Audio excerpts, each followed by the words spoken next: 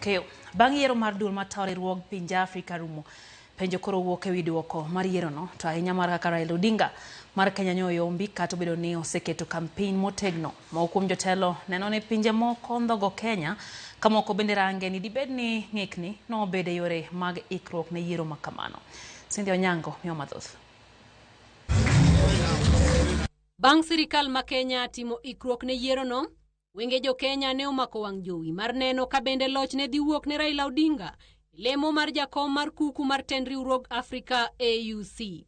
Kochakore goyo mbulu e tielo mokwongo nyaka mar ariyo, Raila ne ni nyime ka iluwe tesre ka gik moko duto ne neno makare ne jogo mane siro Raila lwedo. To kata kamano, kochakore tielo mar adek, weche ochako lokore, gino mane okelo penjo mathoth. Penjo en ni, kanye manye weche ok obedo e makare mane okelo lokruok makama? Nen wach mar DRC, North Atlantic, South Africa gi SADC ne okomiyo wa support monego bed ni gimiyowa. To, gin yore mage manyigoyo go mbulu mane nyalo kelo lokruok makama manye omiyo Raila Odinga ok oyudo loch? Dibed ni en winjruok kod ng'iyo mar pinje, koso dibed ni ne nitiere ndhogruok mar pinje kokalo riwruoge mag uchumi? Ne wan gi yo mar campaign mag siasa kata monego ni politics, eka ne wan bende gi weche mag diplomasia. Koro ng'at mane otugo weche mag diplomasia ema ineno ka okawo loch kaka gino biro. Jogo mawacho dho Ufaransa miluongo ni francophone nogo ombulu e twech achiel. Ombulu gi giketo wang' achiel kaeto gichak giriwore gi pinje manie din mar Jo-Islam, ging'iyo kata oganda Jo-Salam ne giketo ombulu gi wang' achiel. Kaeto jogo mawacho e dho ngere kata mwaluongo gi kizungu ni anglophones, ombuchgi no obarore e diere. Ineno kaka jo South Africa uchung' motegno gi jok miluongo ni SADC as a block.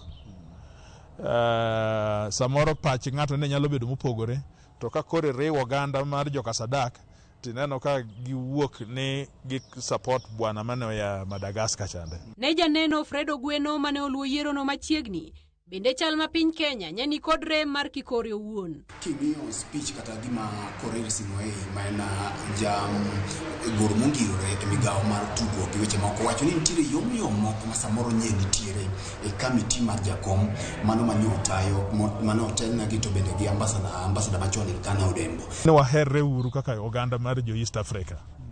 Nikech ka ok waherore ka wapogore to wabro bedo wabro bedo chula, wabro bedo isolated. Raila Odinga e twak mare kod jofwambo bang' yiero owacho ni oonge kod kedhno e loch mar Mohamud Yusuf bedo jakom mar AUC, kendo chenro mare en duogo pacho kendo dhi nyime kod tije mamoko. I'm not bitter.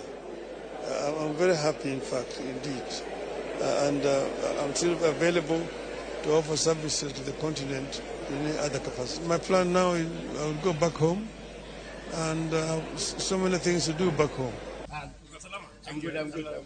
Ne jotelo ma oluwo Raila Odinga Addis Ababa giwacho ni gin kode gi geno mathoth kendo gimor kode ka bende gipuoyo jatend piny William Ruto kuom chiwo sir ne Raila Odinga. Kwayo margi en ni jo Kenya orwak Raila dala gi nyasi kod nyadhi ka obiro duogo e piny Kenya. With so much pride, exuberance, we urge all Kenyans to celebrate and grant him a rousing welcome as he returns back home. Even though it didn't go in the way that we had intended, we are still very proud of Baba. And we know that Baba still has a lot to offer. We want to thank the President of the Republic of Kenya, His Excellency President William Ruto, for the unwavering support his and his government gave to this contest of Honorable Odinga in the AU elections. Cynthia Onyango, Ramogi TV.